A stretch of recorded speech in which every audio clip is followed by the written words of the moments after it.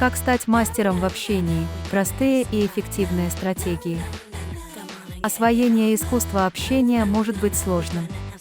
Но есть простые и эффективные стратегии, которые помогут вам стать мастером в общении.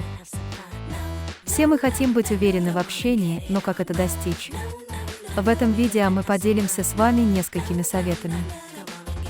Совет первый. Слушайте. Помните, общение – это не только о том, что говорить, но и о том, как слушать.